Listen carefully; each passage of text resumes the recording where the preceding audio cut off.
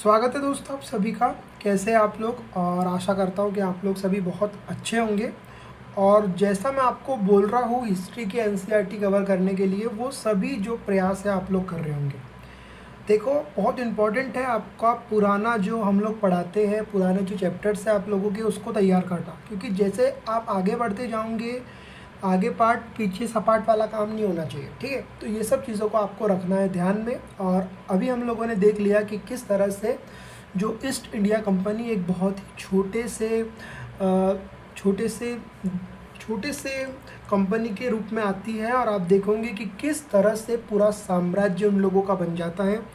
तो मुख्य तौर पर हम देखेंगे कि आज इस वीडियो में कि बंगाल के तरफ किस तरह से ईस्ट इंडिया कंपनी आती है, और ईस्ट इंडिया कंपनी जब बंगाल के तरफ आती है और व्यापार शुरू करने लगती है, तो किस तरह से जो मुग़ल शासक है उन लोगों को मिलते हैं, और मुग़ल शासकों के साथ उनकी जो लड़ाइयाँ होती है, जिसी को हम क्या कहते हैं, सबसे पहले अगर लड़ाई लड़ी जाए और बहुत ही महत्वपूर्ण लड़ाई जिसको माना जाता है, वो है हमारा प्लासी का युद्ध, ठीक है। तो किस तरह से प्लासी का युद्ध होता है बंगाल में, और फिर हम देखेंगे कि कैसे युद्ध के बाद वो बक्सर की लड़ाई बन जाती है, और किन किन मुग़लों का इसमें योगदान रहता है, और कैसे कंपनी बंगाल से शुरू करके पूरे देश भर में अपना साम्राज्य स्थापित कर लेती है। तो मुख्य तौर पर आज हम लोग देखेंगे कि जो ईस्ट इंडिया कंपनी है वो किस तरह से बंगाल में अपना व्यापार शुरू करती है, ठीक है। तो सबसे पहले इम्पॉर्टेंट पॉइंट ये है जो आपको नोट करना है कि पहली इंग्लिश फैक्ट्री,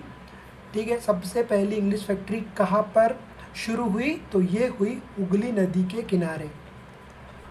हुगली नदी के किनारे, ठीक है। कब हुई? ये हुई 1651 में। तो इतनी चीज़ों को आपको ध्यान में रखना है।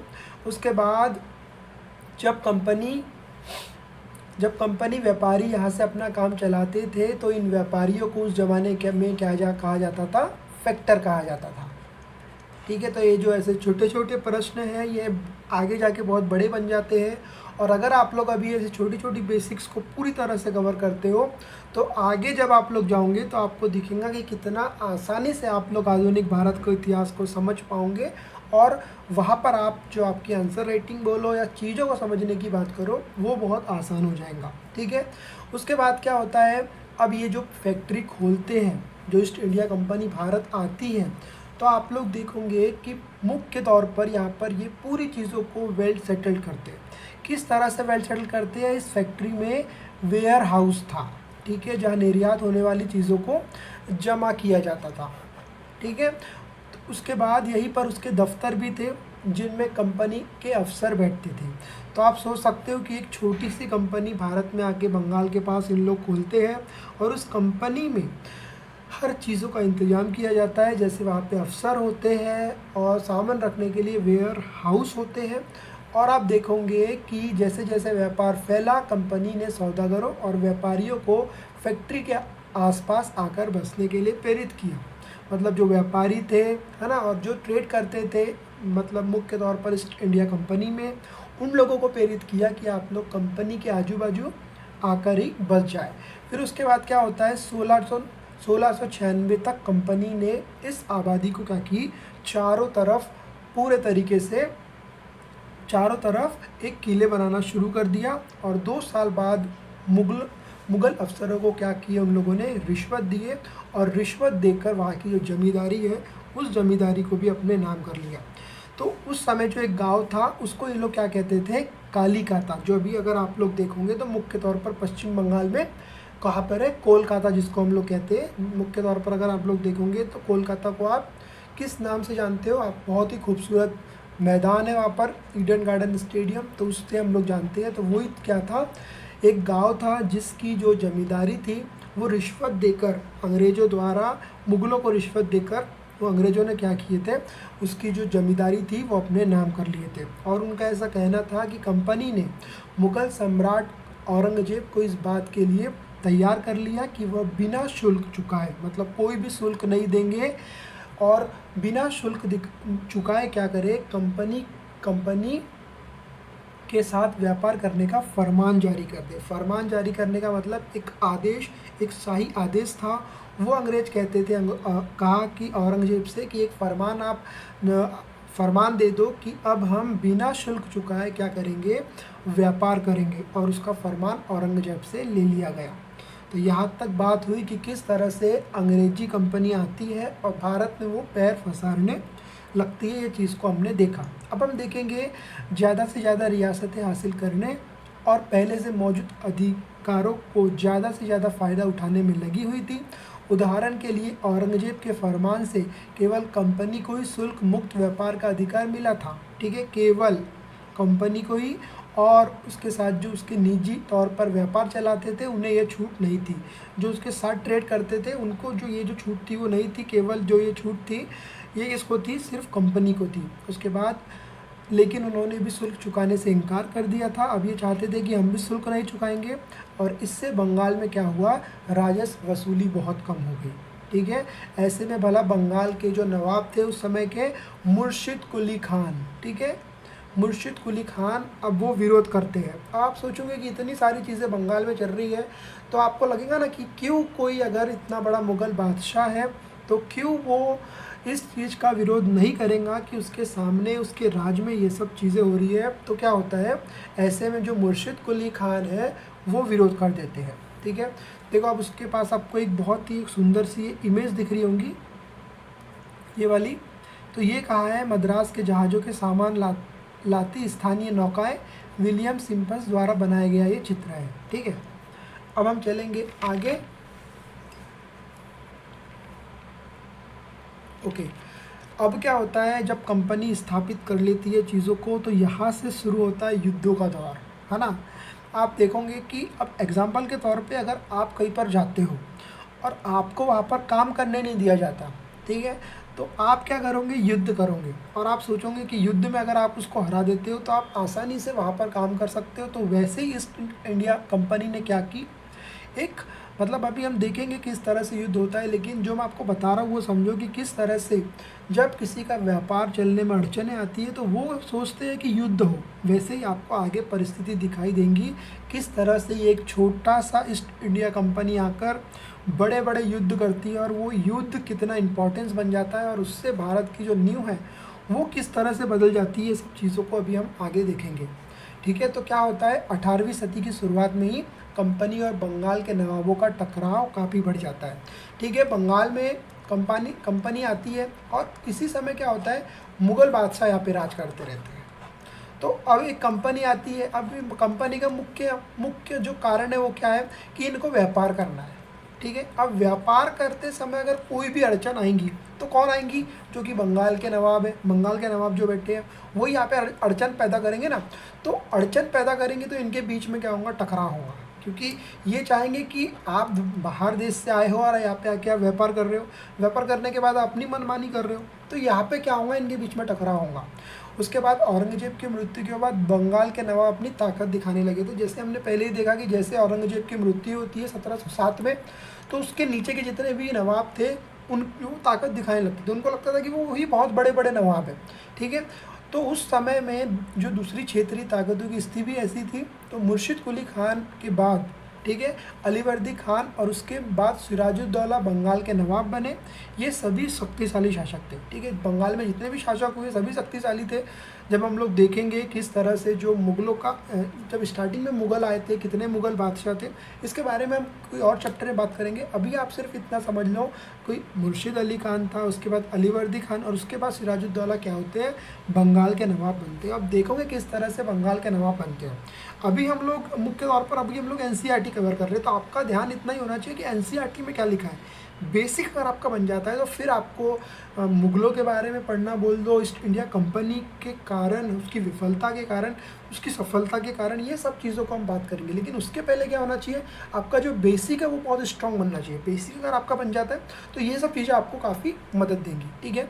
उसके बाद उन्होंने कंपनी को रियायत देने से मना कर दिया, व्यापार का अधिकार देने के बदले कंपनी से नजराने मांगे। अब आप बताइए, कोई आपके ही क्षेत्र में व्यापार करना चाहेगा तो क्या करेंगे मुग़ल शासक, वहाँ से जो नजराना मांगेंगे या फिर जो चीज़ें हैं वो मांगेंगे। लेकिन ऐसे में क्या होता है, वहाँ पर उन्हें सिक्के ढालने का अधिकार नहीं दिया जाता है, ठीक है। उसके बाद किलेबंदी को बढ़ाने से रोक दिया जाता है। ठीक है, कंपनी पर धोखाधड़ी का आरोप लगाते हैं। कौन लगाते हैं? सब मुग़ल बादशाह। ठीक है, उसके बाद अ, आरोप लगाते हुए उन्होंने दलील दलील दी कि उसकी वजह से बंगाल सरकार की राजस्व वसूली कम होती जा रही है और नवाबों की ताकत कमज़ोर पड़ती जा रही है। तो ये मुख्य कारण थे उस समय की। जो वहाँ के मुख्य तौर पर नवाब थे, उनको लगता था कि जो हमारी ताकत है वो कम हो रही है, क्योंकि राजस्व की जो वसूली है वो कम होती जा रही है।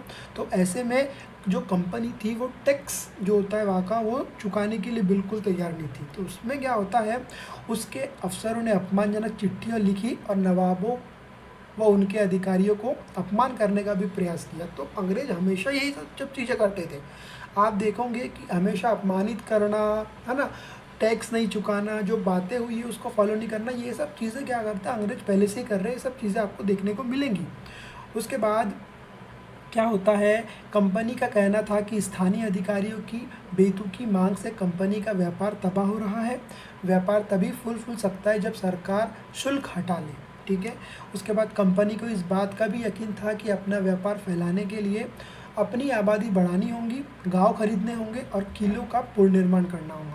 ठीक है, अब ऐसे में क्या होता है, ये जो टकराव है बहुत बढ़ जाते हैं मुग़ल बादशाह और कंपनी के बीच में।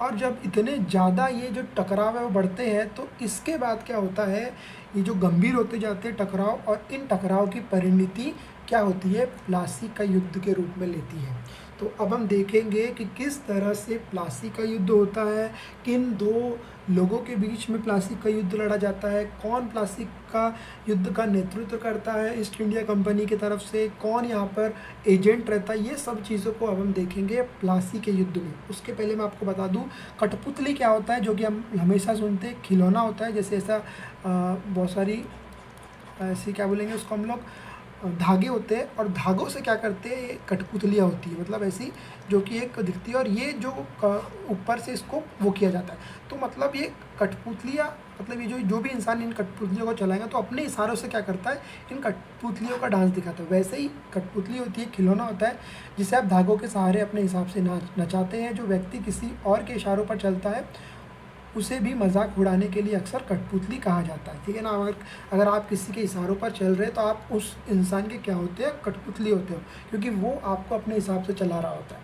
तो इसको क्या कहते हैं हम लोग, कठपुतली कहते हैं। ठीक है, उसके बाद हम देखेंगे कि किस तरह से जो प्लासी का युद्ध होता है। तो अब हम प्लासी के युद्ध के ऊपर बात करते हैं।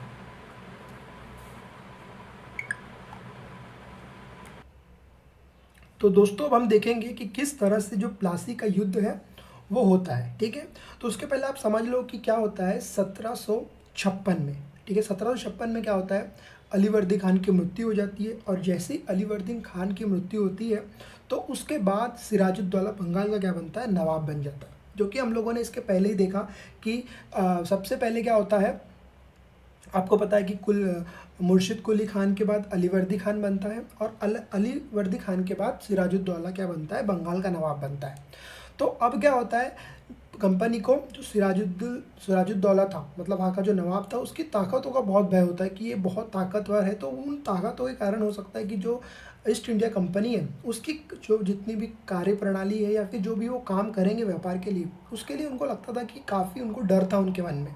ठीक है, तो क्या होता है, सिराजुद्दौला की जगह कंपनी एक ऐसा कठपुतली चाहती थी, ठीक है ना, जो कठपुतली उनके इशारों पर काम करे। ठीक है, तो ऐसी वो चाहती थी, और जब वो चाहने लगी तो क्या होता है कि उसे व्यापारिक रियासतों और अन्य सुविधाएं आसानी से देने में आनाकानी न करे। तो हमेशा अंग्रेज चाहते थे कि कोई ऐसा नवाब बने जो नवाब उनके बीच में अड़चन ना पैदा करे, और वो बराबर मस्त तरीके से क्या करे, अपना जो व्यापार है उसको करे। ठीक है, ये हमेशा क्या चाहती थी, ईस्ट इंडिया कंपनी चाहती थी।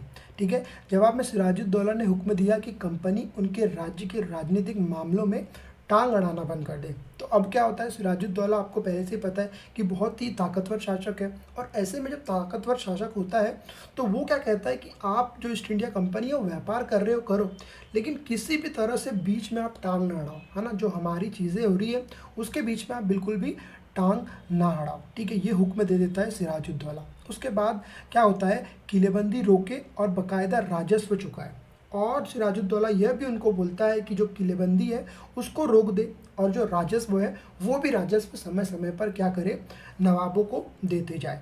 उसके बाद जब दोनों पक्ष पीछे हटने को तैयार नहीं होते, अंग्रेज चाहते हैं कि हम जो राजस्व है वो भी नहीं देंगे, जो किलेबंदी है हम उसको भी नहीं रोकेंगे। तो ऐसे में क्या होता है, जब दोनों की बात नहीं बनती तो 30,000 सिपाहियों के साथ नवाब ने कासिम बाज़ार में स्थित इंग्लिश फैक्ट्री पर हमला बोल देता है। मतलब ये जब बातें होती नहीं है, तो बात जब होती नहीं है तो नवाब लोग क्या करते थे, सीधा 30,000 सिपाहियों के साथ गए और जो इंग्लिश फैक्ट्री है उस पर हमला बोल दिए। जैसे ही हमला बोलते हैं तो क्या होता है, नवाब की फ़ौज ने कंपनी के जो अफसर थे उनको भी गिरफ्तार कर लिया। ठीक है, जो गोदाम होते हैं वहाँ पर जहाँ पे सामान रखा होता है उसमें भी ताले डाल लिए, और अंग्रेज़ों के जो हथियार थे, जो अंग्रेज हथियार लेकर चलते थे, उन हथियारों को क्या किया, जब्त कर लिया। ऐसे में क्या होता है, जो कंपनी जो कलकत्ता में स्थित थी वहाँ पर क्या होता है, किले पर कब्ज़ा के लिए उधर का वो क्या करते हैं, जितने भी जो सिराजुद्दौला के 30,000 सिपाही है वो आगे चलते हैं। तो जैसे ही वो आगे जाते हैं तो कलकत्ता के हाथ से निकल जाने के बाद खबर सुनने पर मद्रास में तैनात कंपनी ने अफसरों ने भी क्या किए, रॉबर्ट क्लाइव की, ठीक है, रॉबर्ट क्लाइव के सेनाओं को रवाना कर दिया। अब आपने सुन लिया कि दो नाम आ रहे हैं, एक सिराजुद्दौला की सेना है ना, एक सिराजुद्दौला की सेना और एक अंग्रेज़ों की सेना। अब ये जो सेना है इसका जो नेतृत्व कर रहा है वो कौन है, ये है आपका क्लाइव। ये आपका कौन है, क्लाइव है। मतलब आपको समझना चाहिए कि जो अंग्रेज़ों की सेना है उसका नेतृत्व कर रहा है, कौन कर रहा है, क्लाइव कर रहा है। और ऐसे में क्या होता है, ठीक है, इस सेना को नौसैनिक बेड़े की मदद भी मिल रही थी। इसके बाद नवाब के साथ लंबे तक सौदाबाजी चली। आखिरकार क्या होता है, 23 जून 1757 को युद्ध हो जाता है। ठीक है, जो कि आपको पता है रॉबर्ट क्लाइव ने प्लासी के मैदान में सिराजुद्दौला के खिलाफ कंपनी की सेना का नेतृत्व किया था। नवाब सिराजुद्दौला की हार का एक सबसे बड़ा कारण क्या था कि जो उसका सेनापति थे, जो उसके नेतृत्व कर रहे थे, उसमें से जो मीर जाफ़र की कारगुजारियाँ भी थी। कारगुजारियाँ मतलब क्या होता है, एक एजेंट तरीके के होते हैं, जो लगता तो ऐसा है कि ये इनके साथ है पर वो किसी और के साथ होते हैं। ठीक है, मीर जाफ़र की टुकड़ियों ने इस युद्ध में हिस्सा ही नहीं लिया और रॉबर्ट क्लाइव ने यह कहकर उसने अपने साथ मिला लिया था कि सिराजुद्दौला को हटा देंगे और सिराजुद्दौला को हटाने के बाद आपको नवाब बना देंगे। तो क्या होता है, मीर जाफ़र लालच में आ जाता है और वो लालच में आने के बाद क्या करता है, अपनी जो नेतृत्व कर रहा होता है सिराजुद्दौला का, वो सेना में लड़ाई ही नहीं लड़ता है। इसीलिए जो प्लासी का युद्ध है वो क्या करते हैं, अंग्रेज जीत जाते हैं। ठीक है, अभी आप देखो ये सिराजुद्दौला का चित्र है, ठीक है, जिसको किसने बनाया है सब आपको रीड कर लेना है। लगातार आपको एनसीईआरटी रीड करते रहना है और आप लोगों को समझना है। ठीक है, उसके बाद आप ये जो आप लोग को दिख रहा है कॉलम, इसको भी आप लोग को रीड कर लेना है। अब क्या होता है, प्लासी की जंग इसीलिए महत्वपूर्ण मानी जाती है क्योंकि ये भारत में कंपनी की पहली बड़ी जीत थी। मतलब कंपनी को यहाँ से लगने लगा कि हम लड़ाइयाँ लड़के जो युद्ध है उनको जीत सकते हैं। तो ये सबसे इसीलिए महत्वपूर्ण मानी जाती है क्योंकि अंग्रेज़ों की सबसे पहली जीत थी। प्लासी की जंग के बाद सिराजुद्दौला को मार दिया जाता है। अब वो हार जाएगा तो उसको मार दिया जाता है और जो मीर जाफ़र होता है वो क्या होता है, जो सिराजुद्दौला के साथ खिलाफ मतलब जो नाइंसाफ़ी करता है उसको क्या करता है, नवाब बना देते हैं। अब आपको पता है कि वो जो मीर जाफ़र होता है, तो मीर जाफ़र वैसे भी दल बदलू आदमी था, है ना, दल बदलू आदमी था। उसने वैसे भी क्या बोलते हैं, क्लाइव की मदद किया था पूरे युद्ध में। तो इसीलिए क्या होता है, जो क्लाइव होती है और जो ईस्ट इंडिया कंपनी होती है वो मीर जाफ़र को कंपनी का नवाब बना देती है। ठीक है, कंपनी अभी भी शासन की जिम्मेदारी संभालने को तैयार नहीं होती है। इसका मूल उद्देश्य तो व्यापार को फैलाना था। अब ईस्ट इंडिया कंपनी का मूल उद्देश्य क्या था, वो आए और व्यापार को फैलाए और मुख्य तौर पर ज़्यादा जो वो ट्रेड कर रहे हैं उस ट्रेड से ज़्यादा मुनाफा कमाए और जाके यूरोप में बस जाए। और यूरोप में बसने के बाद क्या होगी, वहाँ पे एकदम शाही ज़िंदगी चाहिए, वहाँ के नवाब बन जाए। ये इन लोग का हमेशा चाह था। तो अगर ये काम स्थानीय शासकों की मदद के बिना लड़ाई लड़े किए जा सकता था तो किसी राज्य को सीधा अपने कब्ज़े में लेने की क्या ज़रूरत थी। ठीक है, उसके बाद जल्दी कंपनी को एहसास होने लगा कि यह रास्ता भी आसान नहीं है क्योंकि जो कठपुतली नवाब था वो हमेशा कंपनी के इशारों पर नहीं चलता था। अब देखो भाई, इतना बड़ा नवाब है ना, इतनी बड़ी उनने क्या बोलेंगे सिराजुद्दौला के साथ धोखा किया है और जब वो सिराजुद्दौला के साथ धोखा करता है तो आखिरकार उसके मन में भी तो कुछ चल रहा होगा ना। तो जो अंग्रेज उसको बोलते हैं तो हर बात में जो होती है और जो कठपुतली बोलते हैं, अंग्रेज कठपुतली चाहते थे, तो वो कठपुतली न होकर वो क्या करता है, कंपनी के इशारों पर नहीं चलते थे। आखिरकार उन्हें भी तो क्या होता है, जो अपनी वो प्रजा है, जो उनके पास जो वो नवाब है और वहाँ पे उनकी जो प्रजा है, उनके लोगों के लिए भी तो उनके लिए कुछ होना ना। तो ये सब बातें करके क्या कहता है मीर जाफ़र कि मैं पूरे तरीके से आपका कठपुतली बनूंगा नहीं। तो अब ऐसे में कंपनी क्या करती, तो मीर जाफ़र ने कंपनी का विरोध किया, तो कंपनी ने उसे हटाकर मीर कासिम का नवाब बना दिया। अब कंपनी भी बहुत चतुरी थी, वो तो मुख्य तौर पर यहाँ पे शासन करने आई थी। तो जैसे ही आपको दिखेगा कि कठपुतली वाली जो चीज़ें हैं वो मीर जाफ़र से नहीं हो रही थी, तो उसको हटाए और किसको ला लिए, अब मीर कासिम को ला लिए। ठीक है, अब मीर कासिम परेशान करने लगा तो बक्सर की लड़ाई होती। अब जो मीर कासिम था वो भी क्या बोलते रहे, काम चलने देता नहीं था। तो अब उसमें क्या होता है, बक्सर की लड़ाई होती है। तो बक्सर की लड़ाई को भी हम पढ़ेंगे, तो उसको भी हराना पड़ा। अब बक्सर की लड़ाई में वो हार जाता है, बंगाल से बाहर कर दिया गया और मीर जाफ़र को दोबारा नवाब बना दिया गया। फिर से मीर जाफ़र को क्या कर दिया जाता है, यहाँ पर नवाब बना दिया जाता है। अब नवाब को हर महीने 5 लाख रुपए कंपनी को चुकाने हैं और ऐसे में अपने सैनिक खर्चे से निपटने, व्यापारिक ज़रूरतों तथा अन्य खर्चों को पूरा करने के लिए पैसा चाहती थी। कंपनी को ज़्यादा से ज़्यादा इलाके चाहिए था, जो वो कमाई करना चाहती थी, वहाँ पे उसको कमानी मिले। और उसके बाद क्या होता है, 1765 में जब मीर जाफ़र की मृत्यु हुई, तब तक कंपनी के इरादे बदल चुके थे। कठपुतली नवाबों के साथ अपने खराब अनुभवों को देखते हुए क्लाइव ने ऐलान किया कि अब हम खुद ही नवाब बनेंगे। और यहाँ पर आप सुनोगे कि किस तरह से जब इसकी मीर जाफ़र की मृत्यु होती है, तो अब क्लाइव बोलता है कि छोड़ो इन सब नवाबों को, राजाओं को, अब हम खुद राजा बनेंगे।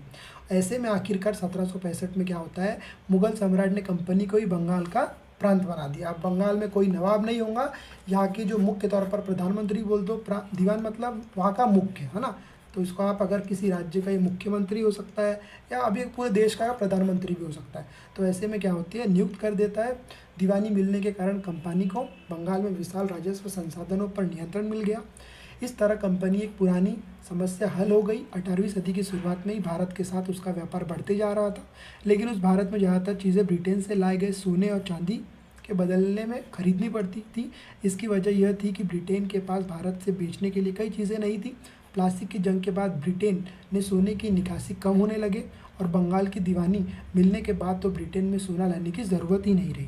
अब भारत में होने वाले आमदनी के सहारे ही कंपनी अपने खर्च संभाल सकती थी। अब आप सोच सकते हो, एक कंपनी जो कि इंग्लैंड से सामान ला रही है और कंपनी को चला रही है, अब उसको लगने लगता है कि यहीं पर सब कुछ हो जाएगा। ऐसे में वो जितनी भी ज़रूरतें हैं इंग्लैंड से जो मंगानी पड़ती थी, वो ज़रूरतों को रोक देती है, क्योंकि जब उसका जो खर्चा है वो यहीं से चल रहा होता है। अब भारत में होने वाली आमदनी के सहारे ही कंपनी अपने खर्च चला सकती थी। ठीक है, उसके बाद सूती और रेशमी कपड़ा खरीद सकती थी, अपनी फ़ौज को संभाल सकती थी और कलकत्ता के किलों में निर्माण के लिए वो लागत जो लगती थी उसको भी उठा सकती थी। तो अब नेक्स्ट वीडियो में हम देखेंगे कि किस तरह से जो अंग्रेज कंपनी है वो नवाब बन जाती है। तो नेक्स्ट पार्ट में हम लोग मिलेंगे पार्ट 3 के साथ। तो इस वीडियो में इतना ही, नेक्स्ट वीडियो में फिर मिलेंगे। जब तक के लिए जय हिंद, जय भारत। अगर आप लोग चैनल में नए हो तो चैनल को सब्सक्राइब कर सकते हो, क्योंकि आपको लगातार नोटिफिकेशन मिल जाएंगी। ऐसे में क्या होगा, जो आपकी जो पढ़ाई है और इफेक्टिव होती जाएंगी, और लगातार अभी टेस्ट भी होने वाली है कुछ दिनों बाद, तो वो भी आपको देखने को मिलेगा। तो इस वीडियो में इतना ही, नेक्स्ट वीडियो में फिर मिलेंगे।